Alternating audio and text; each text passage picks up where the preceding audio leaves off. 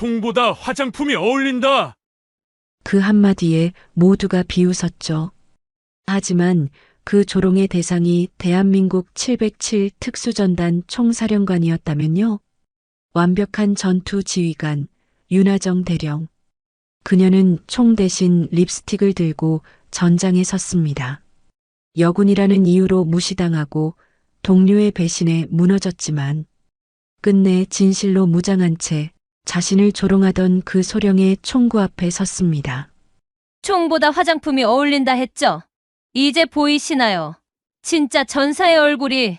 국가를 지킨 한 여자의 눈물보다 뜨거운 복수와 명예의 이야기. 지금 그 사연 시작합니다.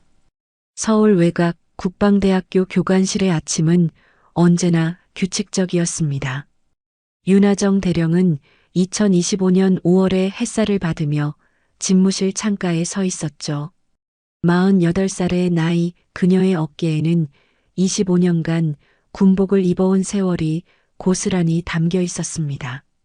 하정은 거울 앞에서 조심스럽게 연분홍 립스틱을 발랐어요. 단정한 군복 위로 유일하게 허용되는 작은 사치였죠. 이 립스틱 하나가 그녀에게는 여자로서의 정체성을 지켜주는 마지막 보루 같은 것이었습니다.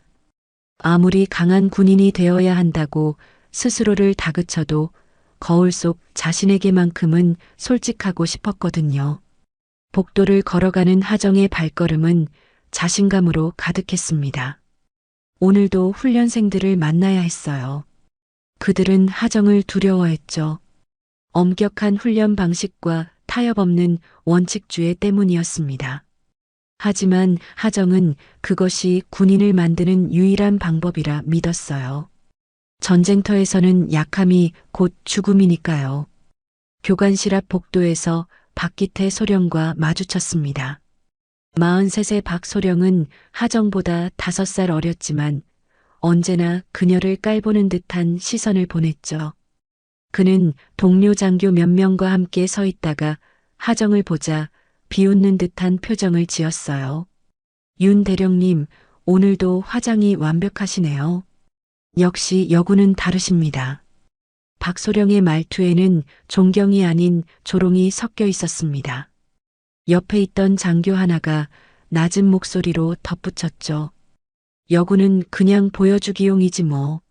실전에서 쓸모 있겠어요? 하정은 그들을 지나치며 아무 말도 하지 않았습니다. 대신 차분하게 교관실로 들어가 커피를 한 모금 마셨죠. 뜨거운 커피가 목구멍을 타고 내려가는 동안 그녀는 속으로 조용히 중얼거렸어요. 전장은 외모로 가는 게 아니야. 실력으로 간다. 이런 일은 어제 오늘의 일이 아니었습니다. 하정이 군에 입대한 2000년부터 지금까지 여군에 대한 편견은 한 번도 사라진 적이 없었어요. 처음에는 분노했고 그 다음에는 증명하려 애썼죠. 하지만 이제는 그저 묵묵히 자신의 길을 갈 뿐이었습니다. 하정은 창밖을 바라보며 생각에 잠겼어요. 저 멀리 훈련장에서는 신입 훈련생들이 구보를 하고 있었죠. 그들의 젊은 얼굴을 보며 하정은 자신의 젊은 시절을 떠올렸습니다.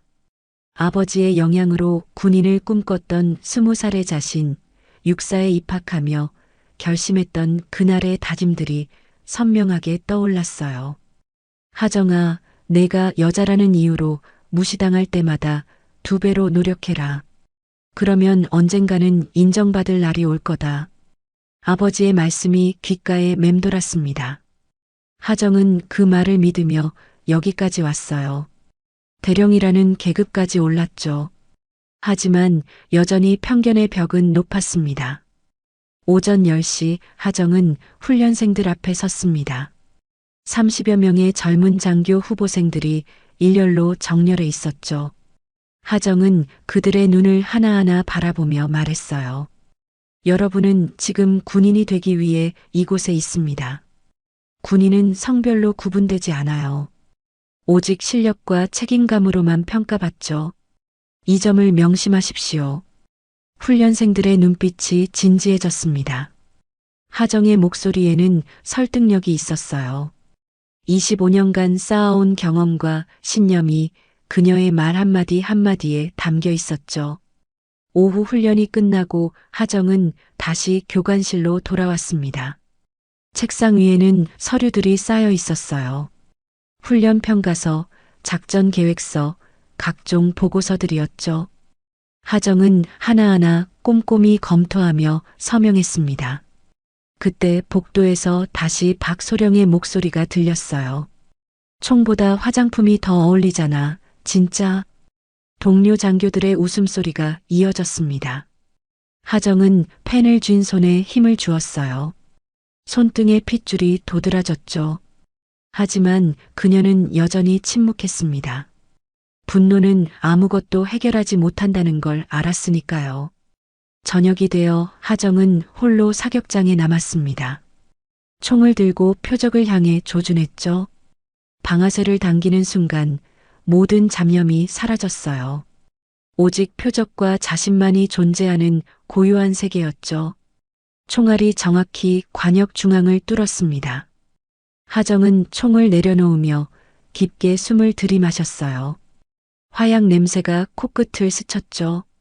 이 냄새가 그녀에게는 향수보다 익숙했습니다. 이것이 바로 자신의 세계였어요. 밤이 깊어지고 하정은 숙소로 돌아왔습니다. 작은 원룸 같은 숙소였죠. 침대, 책상, 옷장이 전부인 공간이었어요. 하정은 군복을 벗고 거울 앞에 섰습니다. 립스틱을 지우며 오늘 하루를 되돌아봤죠.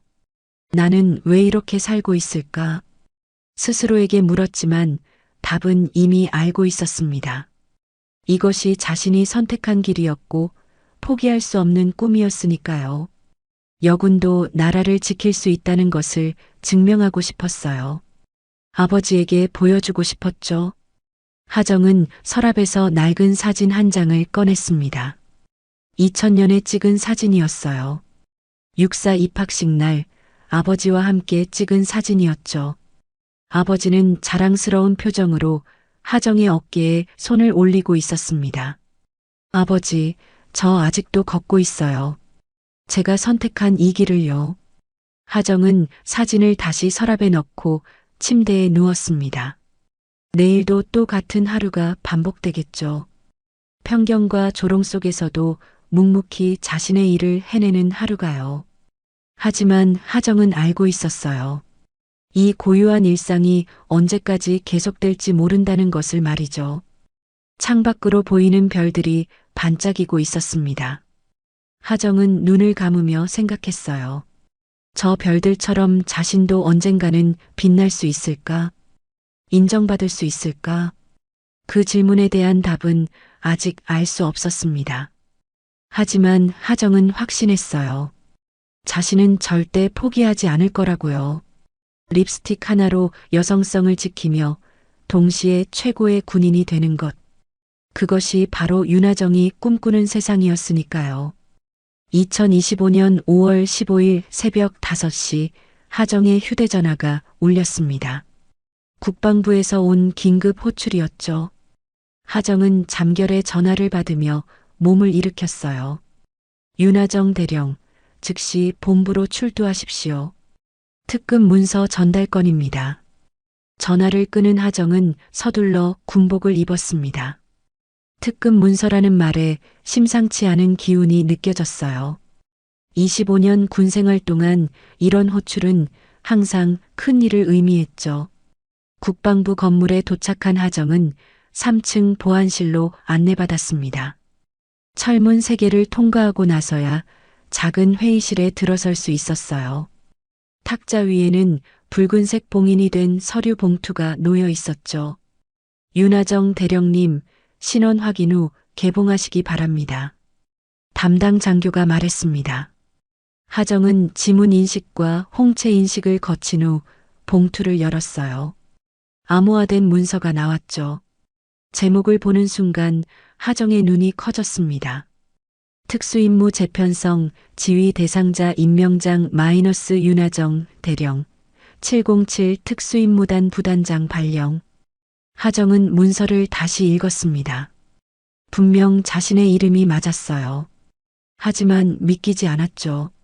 707 특수임무단은 대한민국 최정예 특수부대였습니다. 1982년 창설 이래로 단 한 명의 여군도 배치된 적이 없었어요. 이건 오타가 아닙니까? 하정이 담당 장교에게 물었습니다.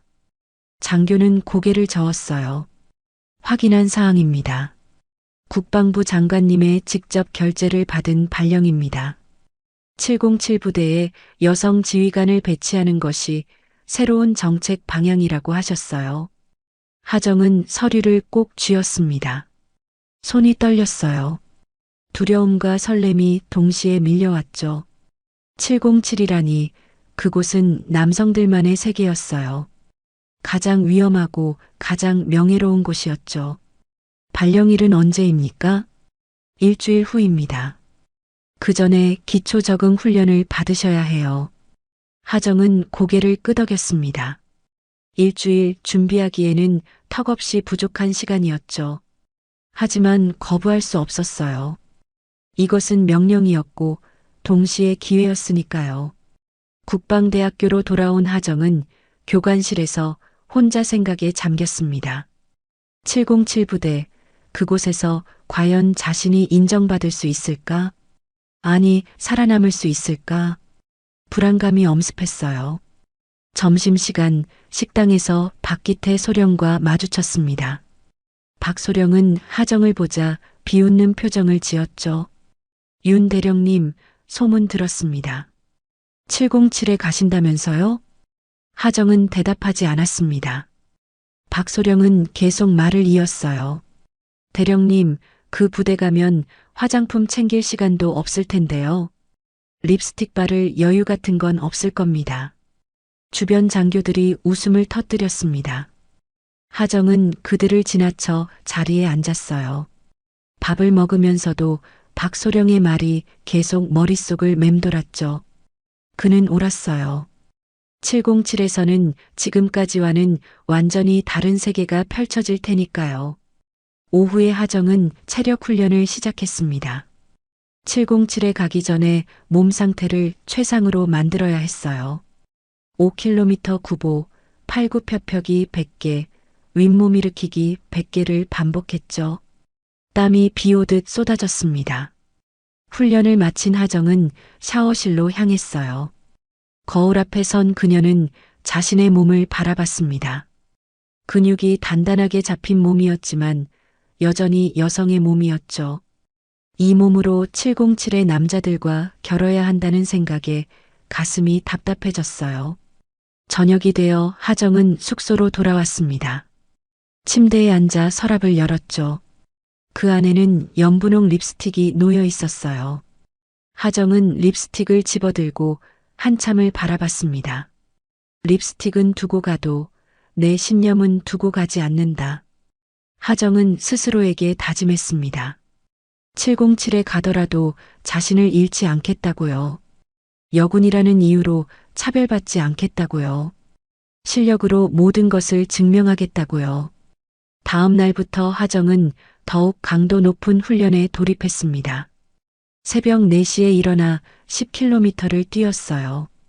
사격 훈련은 하루도 빠지지 않았죠. 근력 운동도 2배로 늘렸습니다. 사흘째 되던 날 하정은 사격장에서 만점을 기록했습니다. 50m, 100m, 200m 모든 거리에서 완벽한 명중률을 보였죠. 옆에서 지켜보던 교관이 감탄했어요. 윤 대령님, 정말 대단하십니다. 이 정도면 707에서도 충분히 인정받으실 겁니다. 하지만 하정은 만족하지 않았습니다. 사격은 기본이었어요. 707에서는 더 많은 것이 요구될 테니까요. 닷새째 하정은 국방부에서 온 담당관을 만났습니다. 중령 계급장을 단 남자였죠. 그는 하정에게 707의 현황을 설명했어요. 윤 대령님, 솔직히 말씀드리면 부대 내 반발이 상당합니다. 여군 지휘관을 받아들이는 것에 대해 대원들이 강하게 반대하고 있어요. 하정은 예상했던 반응이었습니다. 그녀는 담담하게 물었죠. 그래도 가야 합니까? 네, 명령입니다. 그리고 대령님이라면 해낼 수 있다고 국방부는 판단했습니다. 담당관이 떠난 후 하정은 창밖을 바라봤습니다. 저 멀리 산이 보였어요. 험준한 산이었죠. 707로 가는 길도 저 산처럼 험할 거라고 하정은 생각했습니다. 일주일이 지나고 드디어 발령일이 다가왔습니다. 하정은 마지막으로 교관실을 정리했어요. 책상 서랍을 비우고 사물함을 정돈했죠. 그리고 거울 앞에 섰습니다. 립스틱을 바를까 말까 고민했어요. 결국 하정은 립스틱을 서랍 깊숙이 넣었습니다. 707에서는 필요 없을 거라고 생각했죠. 아니, 필요 없다고 스스로를 설득했어요. 떠나기 전 박기태 소령이 찾아왔습니다. 그는 비웃는 표정으로 말했죠. 대령님, 707에서 오래 버티지 못할 겁니다. 한 달 안에 돌아오실 거예요. 하정은 그를 똑바로 바라봤습니다. 그리고 차분하게 대답했어요. 소령님, 제가 돌아올 때는 성공해서 돌아올 겁니다. 지켜보십시오. 하정은 박소령을 지나쳐 나왔습니다. 그녀의 등은 곧게 펴져 있었죠. 두려움은 있었지만 결심은 확고했어요. 군용차에 올라탄 하정은 국방대학교를 뒤돌아봤습니다. 25년간 익숙했던 공간이었어요. 이제 새로운 세계로 가는 거죠. 차가 출발하자 하정은 눈을 감았습니다. 나는 할 수 있다. 반드시 해낸다. 스스로에게 되뇌며 하정은 707을 향해 떠났습니다. 그녀의 진짜 시험이 이제 시작되는 거였어요. 707 특수전단 기지는 서울에서 차로 2시간 거리에 있었습니다. 산속 깊은 곳에 자리 잡은 이 기지는 외부에서는 전혀 보이지 않았어요. 삼중 철조망과 감시, 카메라로 둘러싸인 요새 같은 곳이었죠. 하정을 태운 차가 정문에 도착했습니다. 헌병이 신분증을 확인하고 철문을 열었어요. 철문이 닫히는 소리가 마치 다른 세계로 들어가는 신호처럼 느껴졌죠. 하정은 깊게 숨을 들이마셨습니다. 본부 건물 앞에 내린 하정을 맞이한 것은 냉랭한 시선들이었습니다. 30여 명의 대원들이 훈련복 차림으로 서 있었어요. 그들의 눈빛에는 호기심보다는 불신이 가득했죠. 단장실로 안내된 하정은 강민수 준장을 만났습니다. 50대 중반의 강 준장은 707을 20년간 이끌어온 전설적인 인물이었어요. 그는 하정을 보자 무표정한 얼굴로 말했습니다. 윤대령, 솔직히 말하겠네. 자네를 원한 건 아니야.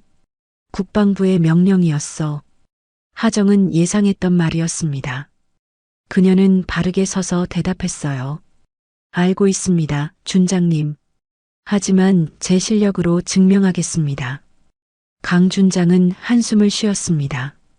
그리고 창밖을 바라보며 말했죠. 이곳은 자네가 있던 곳과는 다르네. 매일이 전쟁이야. 살아남는 것만으로도 벅찰 거야. 다음 날부터 하정의 지옥 훈련이 시작됐습니다. 새벽 3시 기상 나팔 소리에 하정은 벌떡 일어났어요.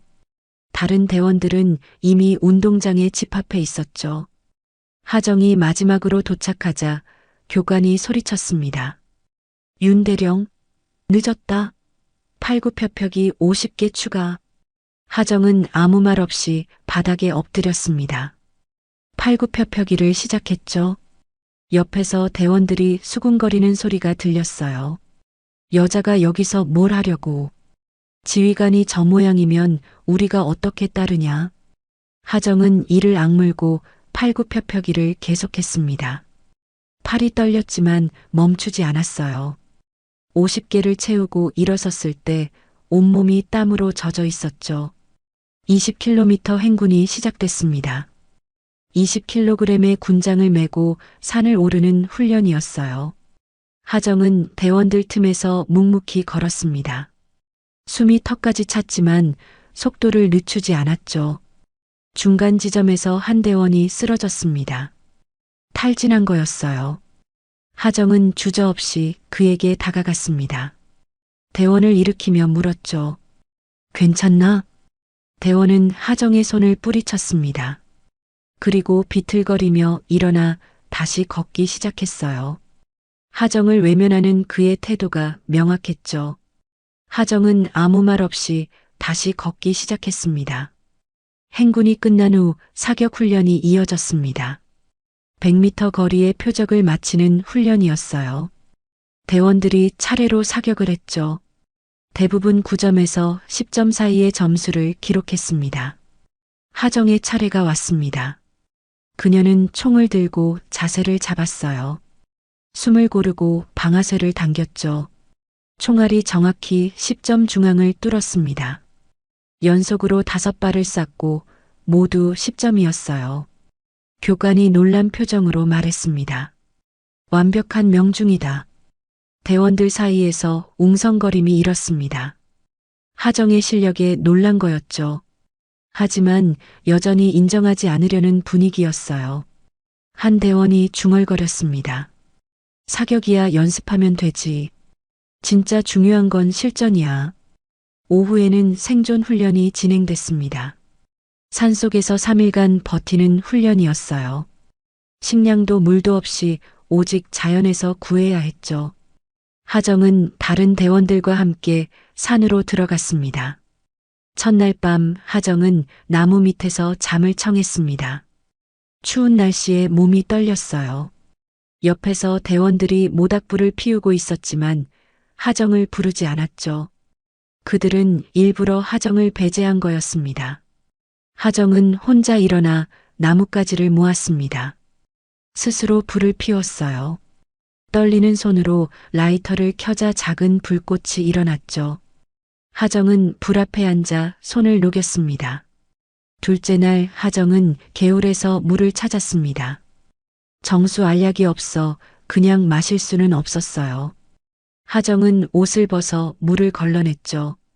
여러 번 반복해서 깨끗한 물을 만들었습니다.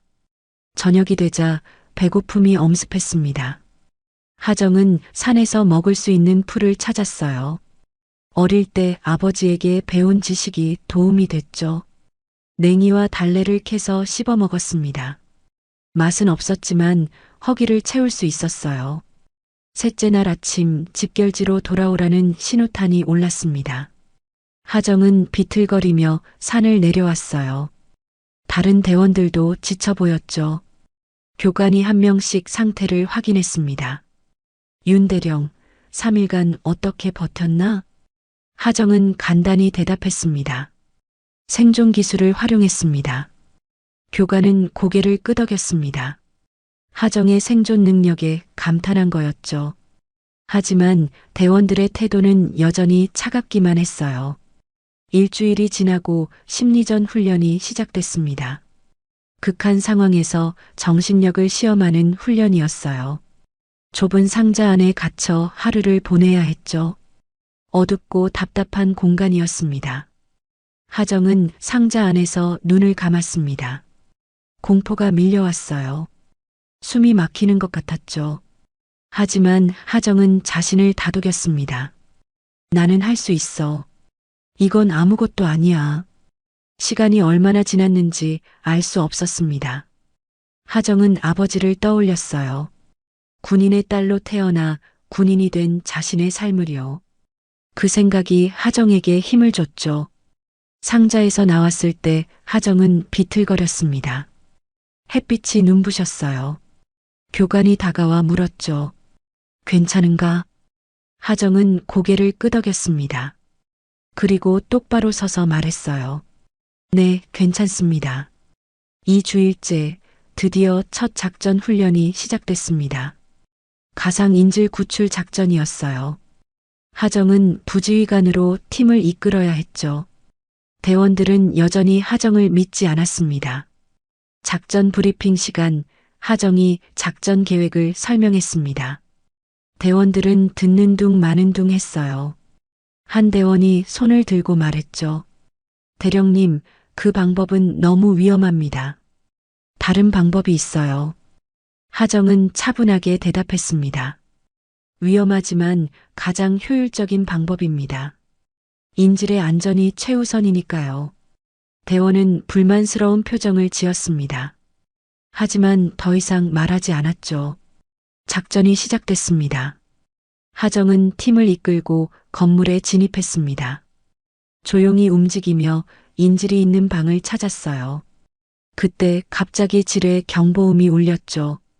훈련용 지뢰를 밟은 거였습니다. 폭발! 교관의 목소리가 들렸습니다.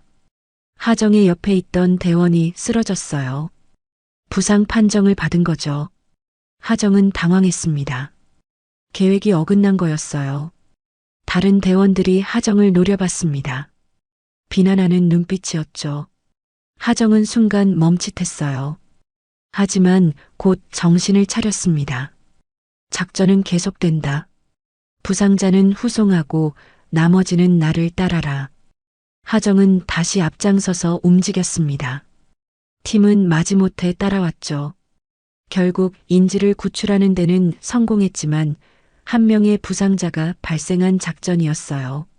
작전이 끝난 후 강준장이 하정을 불렀습니다. 그는 심각한 표정으로 말했죠. 윤대령, 오늘 작전에서 실수가 있었네. 지뢰를 예상하지 못한 건 지휘관의 책임이야. 하정은 고개를 숙였습니다. 변명할 수 없었어요. 준장의 말이 맞았으니까요. 네, 제 불찰입니다. 그날 밤 하정은 혼자 훈련장에 남았습니다. 오늘의 실수가 계속 머릿속을 맴돌았어요. 대원이 다친 것도, 팀이 자신을 믿지 않는 것도 모두 괴로웠죠. 하정은 하늘을 올려다봤습니다. 별이 총총히 박혀 있었어요. 저 별들은 변함없이 빛나는데 자신은 왜 이렇게 흔들리는지 모르겠었죠. 작전은 끝나지 않았다. 책임은 나중이다. 하정은 스스로에게 말했습니다. 아직 포기할 때가 아니었어요. 707에서의 싸움은 이제 시작일 뿐이었으니까요. 한 달이 지났습니다. 하정은 707에서 살아남기 위해 온 힘을 다했어요. 매일 새벽 2시에 일어나 훈련을 시작했죠. 다른 대원들보다 2배는 더 노력했습니다. 하지만 대원들의 태도는 여전히 냉담했어요. 2025년 6월 중순 국정원과 합동작전 명령이 내려왔습니다. 그림자 작전이라는 암호명이 붙은 임무였어요. 북한 고위 탈주 인사를 확보하는 위험한 작전이었죠. 강준장은 이 작전의 지휘를 하정에게 맡겼습니다. 윤대령, 이번 작전을 자네가 지휘하게. 자네의 능력을 보여줄 기회야. 하정은 긴장했습니다. 이것은 진짜 작전이었어요. 훈련이 아니라 실전이었죠. 실패하면 인명피해가 발생할 수 있었습니다. 작전 회의실에 모인 대원들은 불안한 표정이었습니다. 박기태 소령도 국방부 감독관 자격으로 참석했어요. 그는 하정을 보자 비웃는 듯한 미소를 지었죠. 하정은 작전 계획을 설명하기 시작했습니다. 탈북자는 중국 국경 근처에 숨어 있었어요. 3일 내에 확보해야 했죠. 하정은 상세한 계획을 준비했습니다. 1팀은 동쪽으로 진입하고 2팀은 서쪽에서 지원합니다. 확보 지점은 여기 폐공장 건물입니다. 대원 중 한 명이 손을 들었습니다. 대령님, 그 경로는 너무 위험합니다. 북한군 초소가 가까워요. 하정은 지도를 가리키며 설명했어요. 알고 있습니다. 하지만 가장 빠른 경로입니다. 시간이 생명이니까요. 박소령이 끼어들었습니다. 윤대령, 안전을 너무 간과하는 거 아닙니까? 대원들의 생명이 걸린 문제입니다. 하정은 박소령을 똑바로 바라봤습니다. 소령님, 작전의 성공과 안전, 두 가지를 모두 고려한 계획입니다.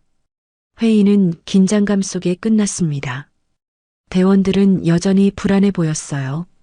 하정 역시 떨리는 마음을 숨길 수 없었죠. 이틀 후 작전이 시작됐습니다. 하정과 팀원들은 헬기를 타고 국경 지역으로 이동했어요. 밤하늘 아래 펼쳐진 산맥이 어둡게 보였죠. 하정은 무전기를 확인하며 팀원들에게 지시했습니다. 각 팀 위치 확인. 1팀 응답하라. 1팀 정상입니다. 2팀 응답하라. 2팀 정상입니다.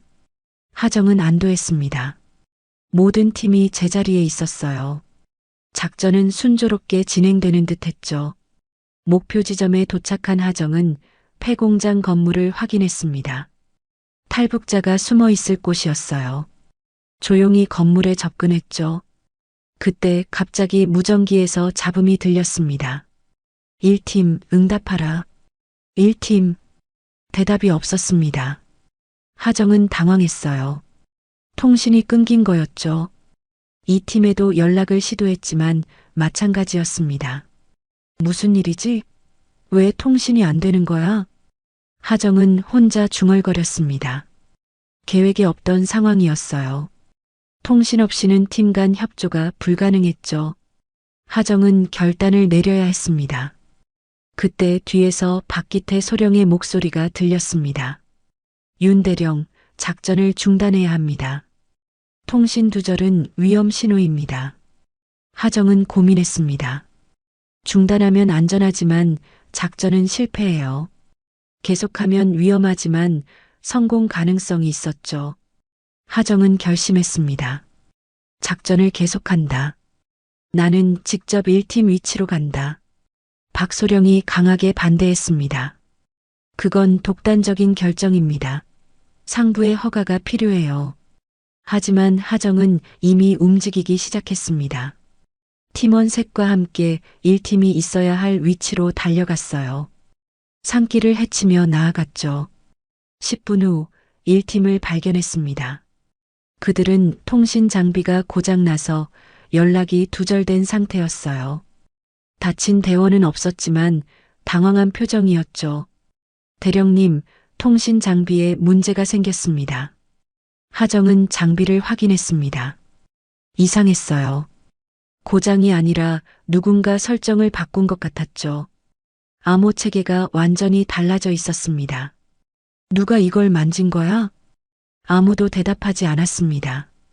하정은 불안감이 엄습했어요. 내부에 문제가 있다는 직감이 들었죠. 작전을 재개했지만 이미 시간이 지체됐습니다. 목표 건물에 도착했을 때 탈북자는 사라진 후였어요. 북한군에게 끌려간 것 같았죠. 작전은 완전히 실패했습니다. 귀환 후 하정은 강 준장 앞에 섰습니다. 준장의 표정은 차가웠어요. 윤대령, 작전 실패의 책임이 막중하네. 무슨 일이 있었나? 하정은 상황을 설명했습니다. 통신 두절, 독단적 결정, 그리고 결국 실패한 작전까지요. 준장은 한숨을 쉬었죠. 자네의 지휘 능력에 의문이 제기될 것 같네.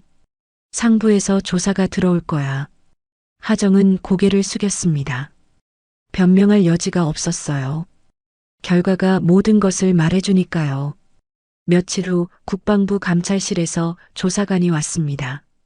박기태 소령도 함께였어요. 조사가 시작됐죠.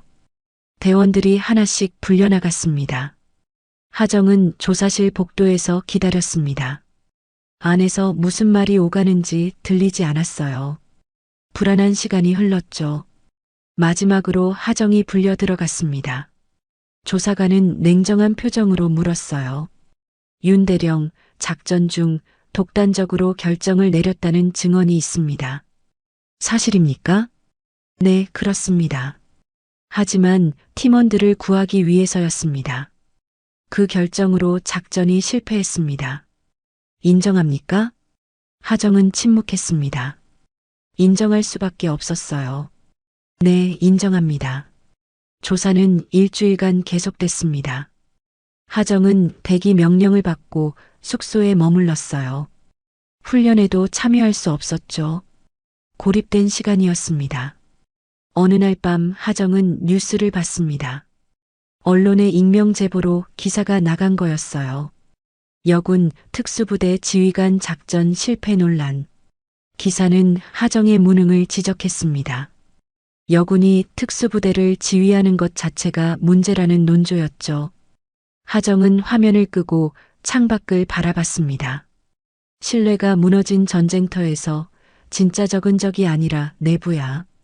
하정은 혼잣말처럼 중얼거렸습니다. 누군가 의도적으로 자신을 무너뜨리려 한다는 확신이 들었어요. 하지만 증거가 없었죠. 2주일 후 정식 징계 절차가 시작됐습니다. 하정은 707에서 해임될 위기에 처했어요. 강 준장도 더 이상 하정을 보호할 수 없었죠.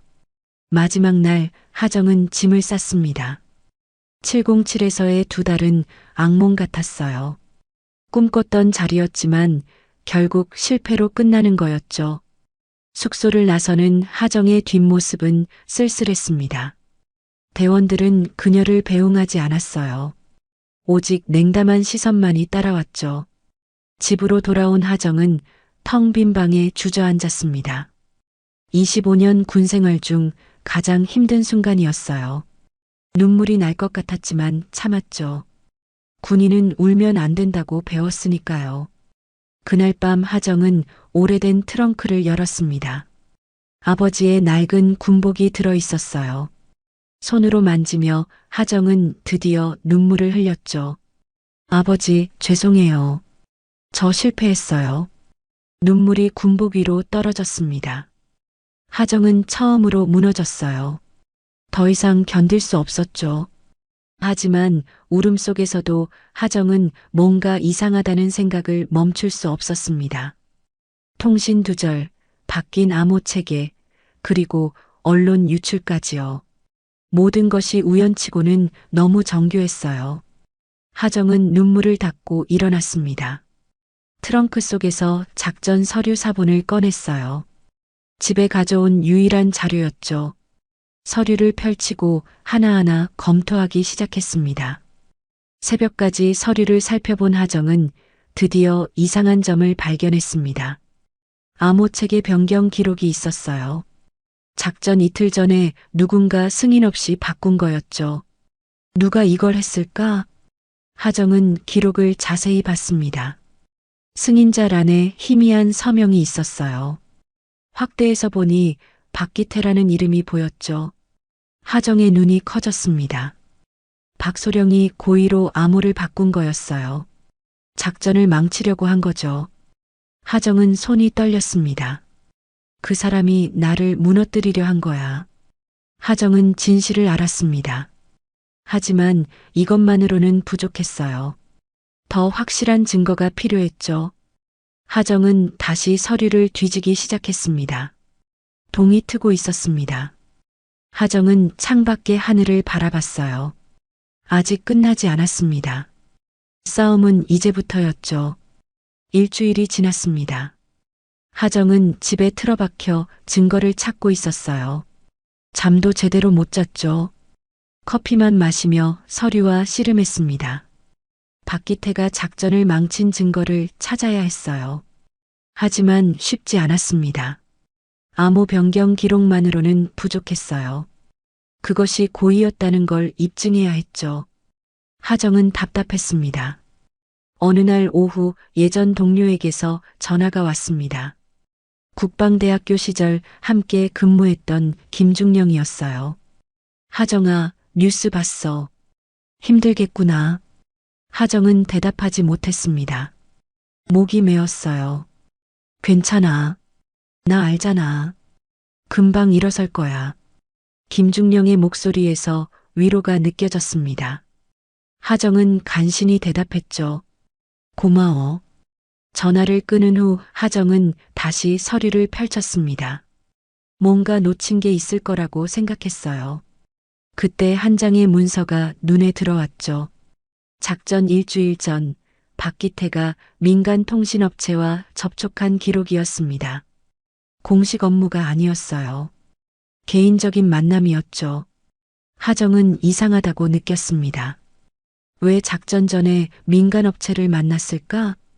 하정은 그 업체를 조사하기 시작했습니다. 인터넷으로 검색했어요. 겉으로는 평범한 통신 장비 회사였죠. 하지만 더 파고들자 이상한 점이 나타났습니다. 그 회사는 최근 북한과 연결된 조직과 거래 의혹을 받고 있었어요. 아직 확정된 건 아니었지만 국정원이 조사 중이었죠. 하정은 소름이 돋았습니다. 설마 박소령이 정보를 팔았나? 하정은 더 깊이 조사했습니다. 밤새 자료를 뒤졌어요. 그러다 결정적인 단서를 찾았죠. 박기태의 계좌로 작전 3일 전에 거액이 입금된 기록이었습니다. 자금 출처는 불명이었습니다. 하지만 금액이 너무 컸어요. 일반적인 수입으로는 설명할 수 없는 돈이었죠. 하정은 확신했습니다. 박소령이 작전 정보를 팔고 암호를 바꿨어. 작전을 망치려고 한 거야. 하정은 흥분했습니다. 드디어 진실에 가까워진 거였어요. 하지만 이것만으로는 부족했죠. 법적으로 증명할 수 있는 증거가 필요했습니다. 며칠 후 하정은 조용히 707을 찾았습니다. 밤늦은 시간이었어요. 경비병에게 신분증을 보이며 들어갔죠. 명목은 개인 물품을 찾으러 온 것이었습니다. 하지만 진짜 목적은 따로 있었습니다. 작전실에 있는 통신 기록을 확인하려는 거였어요. 하정은 조심스럽게 작전실로 향했죠. 복도는 어두웠습니다. 발소리가 울릴까봐 조심했어요. 작전실 문 앞에 도착했죠. 다행히 문이 잠겨 있지 않았습니다. 안으로 들어간 하정은 컴퓨터를 켰습니다. 로그인 화면이 나타났어요. 예전에 사용하던 비밀번호를 입력했죠. 다행히 아직 유효했습니다. 파일을 검색하기 시작했습니다. 작전 당일의 통신 기록을 찾았어요. 모든 통신 내역이 기록되어 있었죠. 하정은 꼼꼼히 살펴봤습니다. 그때 이상한 통신 내역을 발견했습니다. 작전 시작 10분 전 외부로 나간 암호화된 메시지였어요. 발신자는 박기태 소령이었죠. 이게 뭐지? 하정은 메시지를 복호화하려 했습니다. 하지만 고급 암호였어요. 쉽게 풀리지 않았죠. 하정은 메시지를 USB에 복사했습니다. 그때 뒤에서 인기척이 들렸습니다. 하정은 깜짝 놀라 돌아봤어요. 문 앞에 누군가 서 있었죠. 어둠 속에서 얼굴이 보이지 않았습니다. 누구세요? 하정이 물었습니다. 그 사람이 한 걸음 앞으로 나왔어요. 불빛의 얼굴이 드러났죠. 707 대원 중 한 명인 이병장이었습니다. 대령님, 여기서 뭐 하세요? 이병장의 목소리는 조심스러웠습니다. 하정은 당황했어요. 뭐라고 대답해야 할지 몰랐죠. 물건 찾으러 왔어. 작전실에 무슨 물건이 있습니까? 이병장이 의심스럽다는 표정으로 물었습니다. 하정은 솔직하게 말하기로 했어요. 병장, 사실은 진실을 찾고 있어. 작전 실패가 내 잘못이 아니라는 걸 증명하려고. 이병장은 잠시 침묵했습니다. 그러더니 조용히 말했죠. 대령님, 저도 이상하다고 생각했어요. 그날 통신이 갑자기 끊긴 게요. 하정은 놀랐습니다. 이병장도 의심하고 있었던 거예요. 뭘 알고 있나? 확실한 건 아닙니다. 하지만 박소령이 작전 전날 밤 작전실에 혼자 있었어요. 뭔가 하고 있더라고요. 이병장의 증언이었습니다. 하정에게는 중요한 정보였어요. 더 자세히 말해줄 수 있나? 이병장은 고민하는 표정을 지었습니다. 그러다 결심한 듯 말했죠. 대령님을 믿습니다. 제가 아는 걸 다 말씀드릴게요. 이병장은 박기태의 수상한 행동들을 이야기했습니다. 작전 전 이상한 전화 통화, 민간인과의 만남, 그리고 작전실에서의 야간 작업까지요. 모두가 의심스러운 일들이었어요. 하정은 메모하며 들었습니다. 퍼즐 조각들이 맞춰지고 있었어요. 박기태가 체계적으로 작전을 망치려 했다는 증거들이었죠. 병장, 이걸 공식적으로 증언해 줄 수 있나? 이병장은 고개를 끄덕였습니다. 네, 할 수 있습니다. 진실이 밝혀져야 한다고 생각해요. 하정은 고마웠습니다. 처음으로 자신을 믿어주는 사람을 만난 거였어요. 다음 날 하정은 신뢰할 수 있는 대원 몇 명을 더 만났습니다. 그들도 이병장처럼 의심을 품고 있었어요. 하지만 증거가 없어 말하지 못했던 거죠.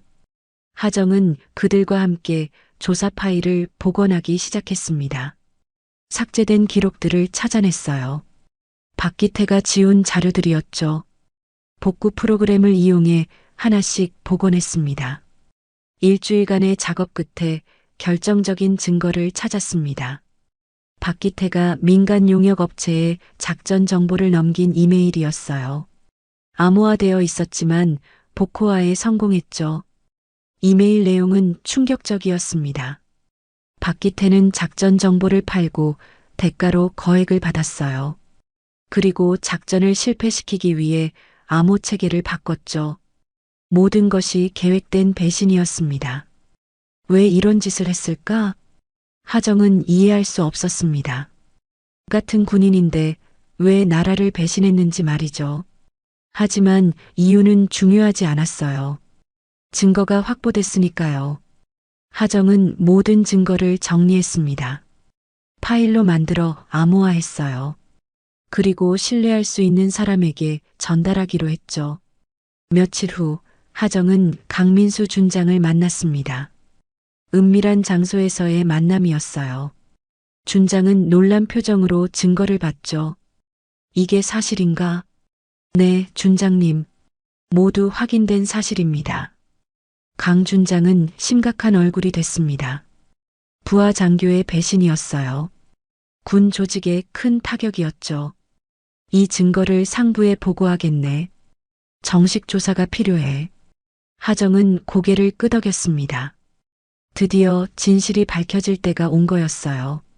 하지만 준장은 걱정스러운 표정을 지었습니다. 윤대령, 조심하게. 박소령이 이걸 알면 위험할 수 있어. 하정도 알고 있었습니다. 궁지에 몰린 쥐가 더 위험하다는 걸요. 하지만 물러설 수 없었어요. 괜찮습니다. 제가 감당하겠습니다. 그날 밤 하정은 집으로 돌아왔습니다. 긴장이 풀리면서 피로가 몰려왔어요. 침대에 누워 눈을 감았죠. 이제 진실이 밝혀질 거야. 하정은 안도했습니다. 하지만 동시에 불안했어요. 앞으로 어떤 일이 벌어질지 알 수 없었으니까요. 창밖으로 달빛이 들어왔습니다. 고요한 밤이었어요. 하정은 오랜만에 평온함을 느꼈죠. 폭풍 전의 고요함이었지만요. 이틀 후 국방부에서 긴급회의 소집 통보가 왔습니다. 박기태 소령에 대한 내부 조사가 시작된 거예요. 하정이 제출한 증거들이 검토되고 있었죠. 하지만 조용히 진행되는 조사였습니다. 언론에 알려지기 전에 사실관계를 확인하려는 거였어요. 하정은 회의실 복도에서 기다렸습니다. 안에서는 고위 장성들이 증거를 검토하고 있었어요. 하정의 손은 떨렸죠. 긴장됐습니다. 1시간 후 문이 열렸습니다. 강민수 준장이 나왔어요. 그의 표정은 복잡했죠. 윤대령, 증거가 인정됐네.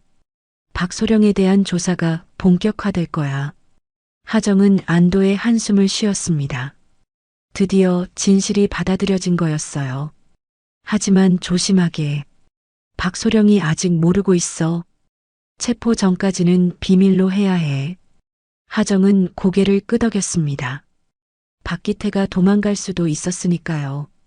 그날 저녁 하정은 집으로 돌아가는 길이었습니다. 지하철을 탔어요.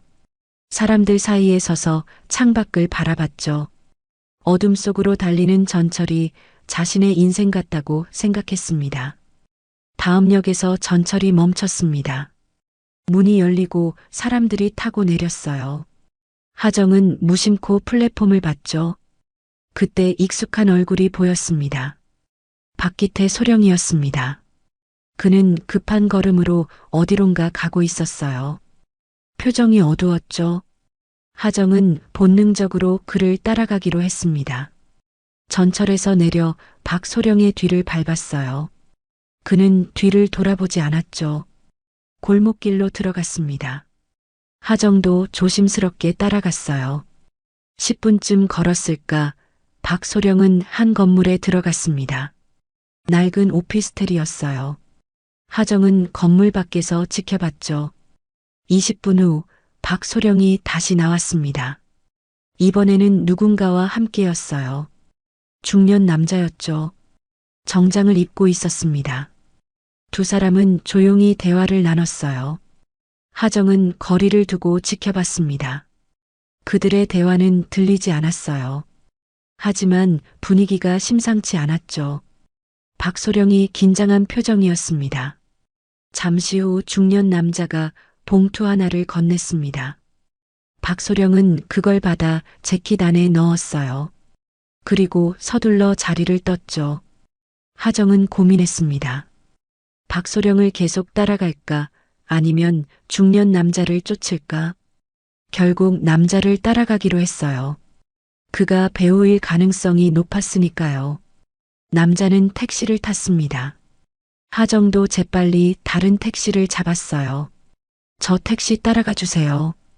기사는 이상하다는 표정을 지었지만 따라갔습니다. 20분쯤 가자 강남의 한 고급 빌딩 앞에서 택시가 멈췄어요. 남자는 빌딩 안으로 들어갔습니다. 하정도 뒤따라 들어갔죠. 로비는 화려했어요. 대형 무역회사 건물이었습니다. 남자는 엘리베이터를 탔습니다. 하정은 층수를 확인했어요. 15층에서 멈췄죠. 하정은 계단으로 올라갔습니다. 15층에는 여러 회사가 있었습니다. 하정은 복도를 천천히 걸으며 확인했어요. 그때 한 사무실 문패가 눈에 들어왔죠. 대륙통상 마이너스 수출입 대행. 하정은 그 회사 이름을 기억했습니다. 박기태가 만났던 민간업체와 관련이 있을 것 같았어요. 다음 날 하정은 대륙통상을 조사했습니다. 인터넷으로 검색했어요. 표면적으로는 정상적인 무역회사였죠. 하지만 깊이 파고들자 이상한 점들이 나타났습니다. 이 회사는 최근 북한과의 밀무역 의혹을 받고 있었어요. 국정원이 내사 중이었죠. 대표는 어제 본 그 중년 남자였습니다. 하정은 소름이 돋았습니다. 박기태는 단순히 작전을 망친 게 아니었어요. 북한의 정보를 팔았던 거죠. 국가 안보를 위협한 범죄였습니다. 하정은 즉시 강 준장에게 연락했습니다. 준장님, 박소령이 북한 관련 조직과 연결돼 있습니다. 준장의 목소리가 긴장했습니다. 확실한가? 네, 제가 직접 확인했습니다. 지금 당장 국정원에 연락하겠네. 윤 대령은 절대 혼자 움직이지 마. 전화를 끄는 하정은 불안했습니다. 일이 생각보다 크게 번진 거였어요. 그날 오후 하정은 집에서 쉬고 있었습니다. 갑자기 현관벨이 울렸어요. 누군지 확인도 안 하고 문을 열었죠. 박기태 소령이 서 있었습니다. 그의 표정은 일그러져 있었어요. 윤 대령, 당신이 나를 조사하고 있다며? 하정은 당황했습니다. 어떻게 알았을까? 박소령은 안으로 들어왔어요. 나한테 무슨 짓을 한 거야? 그의 목소리는 떨리고 있었습니다. 분노와 두려움이 섞여 있었죠. 하정은 침착하게 대답했어요. 소령님이 한 일을 밝혀낸 것뿐입니다. 당신 때문에 내 인생이 끝났어. 박소령이 소리쳤습니다. 하정은 한 발 물러섰어요. 그가 위험할 수도 있다고 느꼈죠. 소령님, 진정하십시오. 이건 당신이 선택한 길입니다. 선택? 나한테 무슨 선택이 있었어? 여자인 당신이 승진하는 걸 보면서 얼마나 분했는지 알아? 박소령의 진심이 드러났습니다. 그는 하정을 질투했던 거예요. 여군인 하정이 인정받는 게 참을 수 없었던 거죠. 그래서 나라를 배신했습니까? 하정이 물었습니다. 박소령은 비웃었어요. 나라가 나한테 뭘 해줬어? 20년을 바쳤는데 여자한테 밀렸잖아. 하정은 안타까웠습니다. 박소령의 왜곡된 생각이 이 모든 일을 만든 거였어요. 소령님, 아직 늦지 않았습니다. 자수하십시오. 박소령은 웃었습니다. 비참한 웃음이었죠. 자수? 그럼 뭐가 달라져? 어차피 내 인생은 끝이야. 그는 재킷에서 뭔가를 꺼냈습니다. 하정은 긴장했어요. 하지만 그것은 무기가 아니었죠. 서류 뭉치였습니다. 이게 뭡니까? 증거야. 내가 한 일들의 증거. 당신한테 주겠어. 박소령이 서류를 바닥에 던졌습니다. 하정은 조심스럽게 집었어요. 왜 이걸 주는 겁니까? 일주일 후 하정은 결심했습니다. 707로 돌아가기로요. 두려움은 있었지만 포기할 수 없었어요. 여군도 할 수 있다는 걸 끝까지 증명하고 싶었죠. 강민수 준장에게 전화를 걸었습니다. 준장님, 복귀하겠습니다. 준장의 목소리가 밝아졌어요. 잘 결정했네. 내일 당장 출근하게. 다음 날 아침 하정은 다시 707 기지로 향했습니다. 철문이 열릴 때 심장이 두근거렸어요. 예전과 같은 곳이지만 느낌은 달랐죠. 본부 건물에 들어서자 대원들이 복도에 서 있었습니다. 하정을 맞이하기 위해서였어요. 그들의 표정은 예전과 달랐죠. 적대감 대신 존경이 담겨 있었습니다. 이병장이 앞으로 나왔습니다. 대령님, 돌아오신 걸 환영합니다. 다른 대원들도 박수를 쳤어요. 하정은 뭉클했습니다. 처음으로 인정받는다는 느낌이 들었죠. 고맙습니다. 다시 함께하게 돼서 영광입니다. 하정이 말했습니다. 대원들의 박수가 더 커졌어요. 강 준장이 나타났습니다. 윤 대령, 내 방으로 오게. 단장실에서 준장은 하정에게 말했습니다. 자네에게 새로운 임무가 있네. 특별 작전이야. 하정은 긴장했습니다. 또 무슨 일일까? 그림자 2차 작전이라네. 이전 작전의 재시도야. 이번엔 자네가 완전히 지휘하게. 하정은 놀랐습니다. 실패했던 그 작전을 다시 하는 거였어요. 준장님, 제가 할 수 있을까요? 할 수 있네. 아니, 자네만 할 수 있어. 준장의 확신이 하정에게 용기를 줬습니다. 이틀 후 작전 브리핑이 시작됐습니다. 모든 대원이 모였어요. 하정은 칠판 앞에 섰죠. 그림자 2차 작전을 시작합니다. 이번에는 반드시 성공할 겁니다. 하정의 목소리는 확신에 차 있었습니다. 대원들도 진지한 표정이었어요. 작전 계획을 설명했습니다. 이전과 달리 더 치밀했어요. 모든 변수를 고려했죠. 통신 이중화, 비상경로 확보, 실시간 상황 공유 시스템까지 완벽했습니다. 혹시 질문 있습니까? 한 대원이 손을 들었습니다. 대령님, 만약 또 통신이 두절되면 어떻게 합니까? 하정은 준비한 답을 말했어요. 수신호 체계를 만들었습니다. 통신 없이도 소통할 수 있어요. 대원들이 고개를 끄덕였습니다. 하정의 준비에 감탄한 거였죠. 사흘 후 작전일이 다가왔습니다. 하정은 새벽부터 장비를 점검했어요. 하나하나 확인하며 실수가 없도록 했죠. 오전 8시 대원들이 집결했습니다. 모두 전투 준비를 마쳤어요. 하정은 그들 앞에 섰습니다. 오늘 우리는 역사를 만듭니다. 함께 가겠습니까? 네. 대원들의 우렁찬 대답이 울려 퍼졌습니다. 하정은 가슴이 벅찼어요. 헬기에 올라탔습니다. 하늘로 날아오르며 하정은 창밖을 봤어요. 구름 사이로 햇살이 비쳤죠. 좋은 징조 같았습니다. 2시간 후 목표 지점에 도착했습니다. 하정은 무전기를 들었어요. 각 팀 위치 확인. 1팀 응답하라. 1팀 정상. 2팀 응답하라. 2팀 정상. 모든 팀이 제자리에 있었습니다. 하정은 안도했어요. 작전 개시. 하정의 명령이 떨어졌습니다. 팀들이 움직이기 시작했어요. 조용하고 신속하게요. 목표 건물에 접근했습니다. 경비가 삼엄했어요. 하지만 계획대로였죠. 하정은 수신호로 지시했습니다. 1팀이 동쪽에서 진입했습니다. 2팀은 서쪽을 맡았어요. 하정은 중앙에서 지휘했죠. 순조로웠습니다. 경비를 무력화하고 건물 안으로 들어갔어요. 탈북자가 있는 방을 찾았죠. 그때였습니다. 갑자기 경보음이 울렸어요. 누군가 발견한 거였죠. 적 출현, 교전 준비, 대원의 외침이 들렸습니다. 하정은 즉시 대응했어요. 1팀은 탈북자 확보, 2팀은 엄호. 명령이 떨어지자 대원들이 움직였습니다. 총성이 울려 퍼졌어요. 하지만 당황하지 않았죠. 하정은 냉정하게 상황을 판단했습니다. 적의 수는 5명이었어요. 충분히 제압 가능한 숫자였죠. 30방향적 제압. 하정의 지시가 정확했습니다. 대원들이 사격했어요. 적이 쓰러졌죠. 10분간의 교전 끝에 상황이 정리됐습니다. 1팀이 무전을 보냈어요. 탈북자 확보 완료. 하정은 환호하고 싶었지만 참았습니다. 아직 끝이 아니었어요. 즉시 철수. 비상경로로 팀들이 건물에서 빠져나왔습니다. 탈북자를 안전하게 보호하며요. 하정이 마지막으로 나왔죠. 헬기 탑승 지점까지 300m였습니다. 전력으로 뛰었어요. 숨이 턱까지 찼지만 멈추지 않았죠. 헬기가 보였습니다. 거의 다 왔어요. 그때 뒤에서 총성이 들렸습니다. 적의 추격이었죠. 빨리 타! 하정이 소리쳤습니다. 대원들이 헬기에 올랐어요. 탈북자도 무사히 탔죠.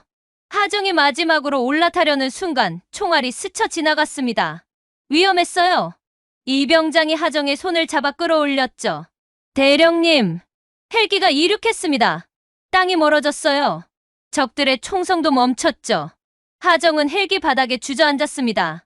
온몸이 땀으로 젖어 있었어요. 하지만 미소가 지어졌죠. 성공이다.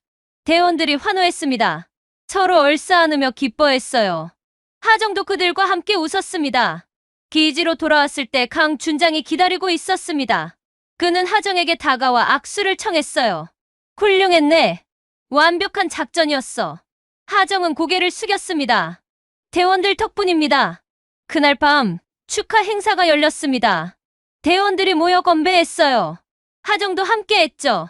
이병장이 다가왔습니다. 대령님, 처음엔 믿지 못했습니다. 하지만 이제는 달라요. 대령님은 최고의 지휘관입니다. 하정은 감동했습니다. 눈물이 날 것 같았지만 참았어요. 고맙다, 병장. 다른 대원들도 하나둘씩 인사를 했습니다.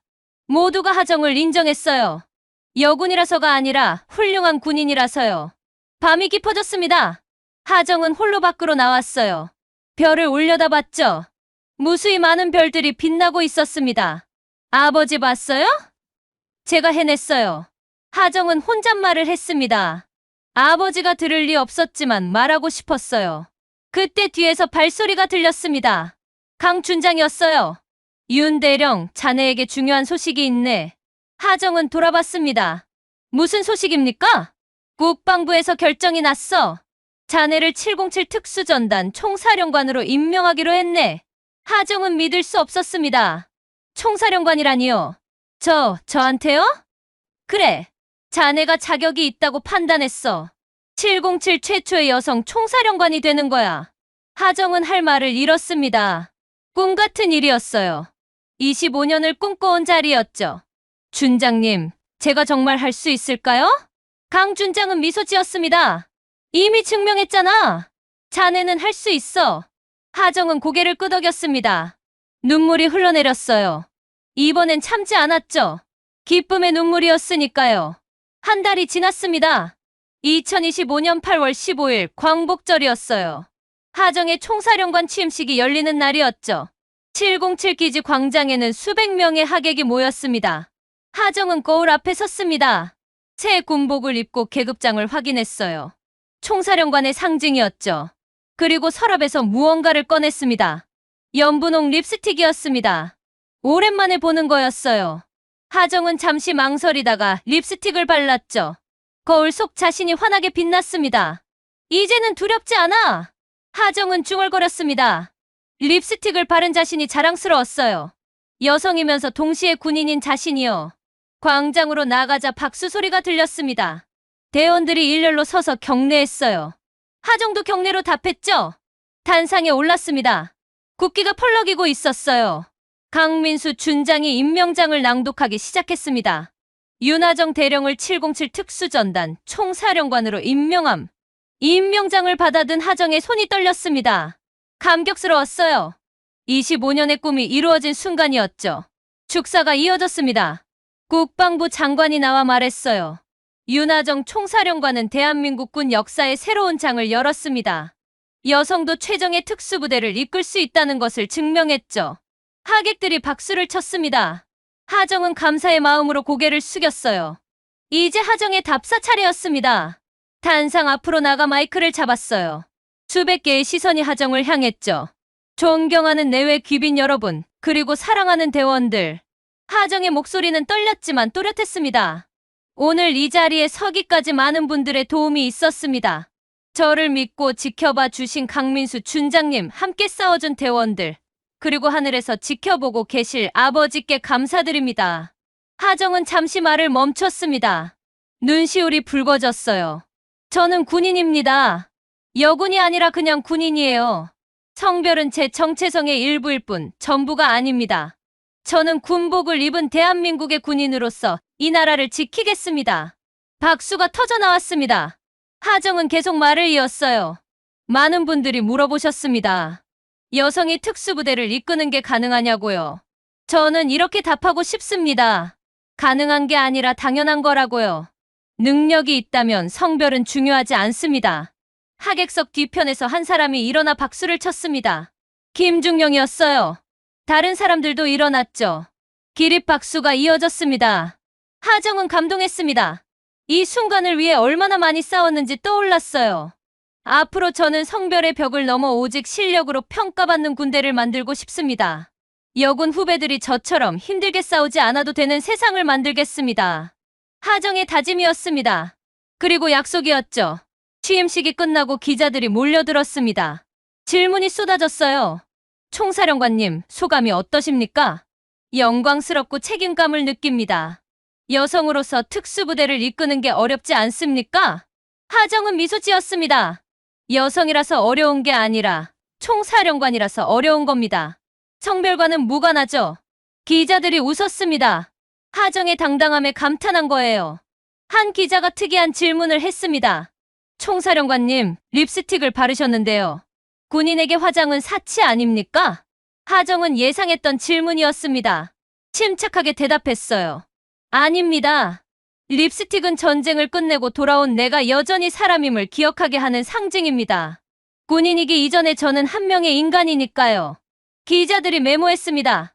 하정의 답변이 인상적이었던 거죠. 그리고 한 가지 더 말씀드리고 싶습니다. 하정이 덧붙였습니다. 립스틱을 바른다고 해서 제 총이 덜 정확해지지 않습니다. 제 판단력이 흐려지지도 않아요. 여성성과 군인으로서의 능력은 양립할 수 있습니다. 취재진 사이에서 박수가 나왔습니다. 하정의 말이 많은 이들의 마음을 움직인 거예요. 저녁이 됐습니다. 하정은 대원들과 함께 식사를 했어요. 격식 없이 편하게요. 이병장이 말했습니다. 총사령관님, 앞으로 뭘 하실 겁니까?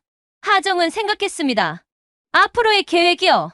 707을 세계 최고의 특수부대로 만들고 싶어. 그리고 여군들에게 희망을 주고 싶고. 대원들이 고개를 끄덕였습니다. 하정의 꿈에 공감한 거였죠. 함께 해주겠지? 하정이 물었습니다. 대원들이 한 목소리로 대답했어요. 네, 총사령관님. 밤이 깊어갔습니다. 하정은 혼자 산책을 나왔어요. 기지를 천천히 걸으며 생각에 잠겼죠. 2달 전만 해도 절망했었습니다. 모든 게 끝난 줄 알았어요. 하지만 포기하지 않았죠. 진실을 찾고 싸웠습니다. 그 결과가 지금이었습니다.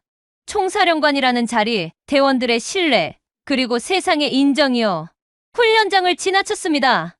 첫날 팔굽혀펴기를 했던 곳이었어요. 그때의 고통이 떠올랐죠. 하지만 이제는 추억일 뿐이었습니다. 별이 쏟아질 듯 빛나고 있었습니다. 하정은 하늘을 올려다봤어요. 아버지, 저 해냈어요. 제가 꿈꿨던 군인이 됐어요. 바람이 불어왔습니다. 아버지의 대답처럼 느껴졌어요. 이튿날 아침, 하정은 총사령관실로 출근했습니다. 넓고 격식 있는 공간이었어요. 책상 위에는 태극기가 놓여 있었죠. 첫 업무를 시작했습니다. 훈련 계획 검토였어요. 하정은 꼼꼼히 살폈습니다. 대원들을 위한 최선의 방법을 찾았죠. 점심때 강준장이 찾아왔습니다. 이제는 동료였어요. 윤 총사령관, 적응은 잘 되나? 네, 준장님. 덕분입니다. 두 사람은 차를 마시며 이야기를 나눴습니다. 앞으로의 계획, 부대 운영 방침 등이요. 자네가 이뤄낸 게 대단하네. 역사의 길이 남을 거야. 강 준장이 말했습니다. 하정은 겸손하게 답했어요. 아직 시작일 뿐입니다. 갈 길이 멀어요. 그날 오후 국방부에서 연락이 왔습니다. 언론 인터뷰 요청이었어요. 주요 방송사들이 하정의 이야기를 다루고 싶어 했죠. 하정은 승낙했습니다. 자신의 이야기가 누군가에게 희망이 될 수 있다면 기꺼이 하겠다고요.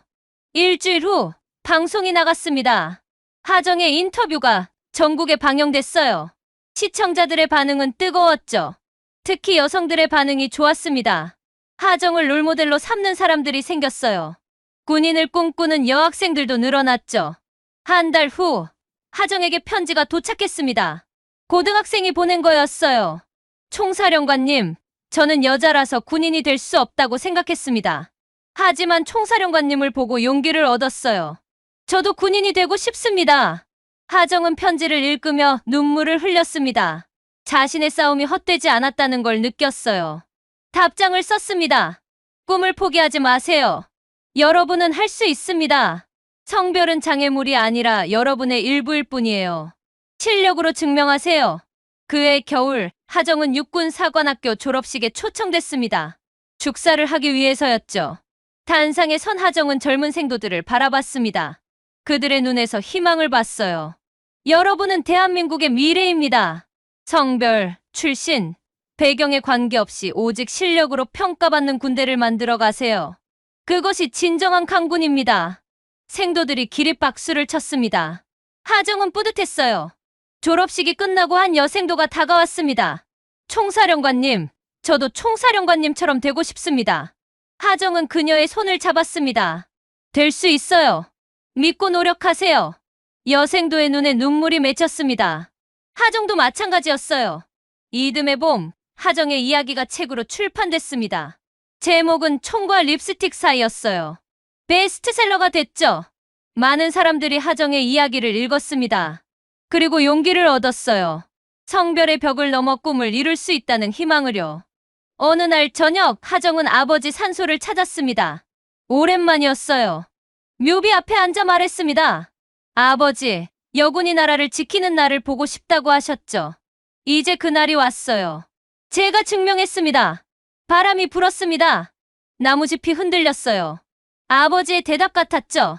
하정은 미소 지었습니다. 평온한 미소였어요. 707로 돌아온 하정은 거울 앞에 섰습니다. 군복을 입고 립스틱을 발랐어요. 이제는 자연스러웠죠. 거울 속 자신에게 말했습니다. 윤하정, 너는 해냈어. 그리고 앞으로도 해낼 거야. 다음 날 아침, 하정은 대원들과 함께 훈련장에 섰습니다. 새로운 하루가 시작됐어요. 구령을 외쳤습니다. 차렷! 경례! 대원들이 일제히 경례했습니다. 하정도 답례했죠. 햇살이 훈련장을 비췄습니다. 밝고 따뜻한 빛이었어요. 하정은 생각했습니다. 이것이 바로 자신이 꿈꿨던 세상이라고요. 성별을 넘어 실력으로 인정받는 곳, 여성도 남성도 함께 나라를 지키는 곳이요.